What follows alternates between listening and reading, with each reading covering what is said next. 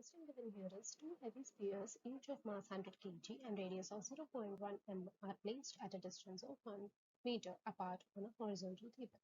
What is the gravitational force and potential energy at the midpoint of the line which is joining the centers of the sphere? Is the object which is placed at a point in equilibrium? If so, the equilibrium stable or unstable?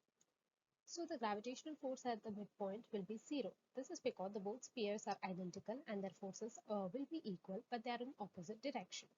And the gravitational potential energy is given by the formula minus Gm by r by 2 minus of minus Gm by r by 2. So while calculating this, you have minus 4 Gm by r. So by knowing the values, we'll substitute G is equals to minus 4 into 6.67 into 10 power minus 11. That is the value of G. Mass is 100 by r. R is nothing but 1. This one. So calculating, you get minus 2.67 into 10 power minus 8 joules per kg. And at the midpoint, we have equal forces, but in the opposite direction, so that the equilibrium.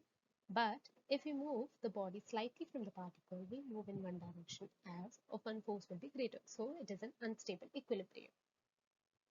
So it is an unstable equilibrium, and the value is this minus 2.67 into 10 power 8 joule per kilograms.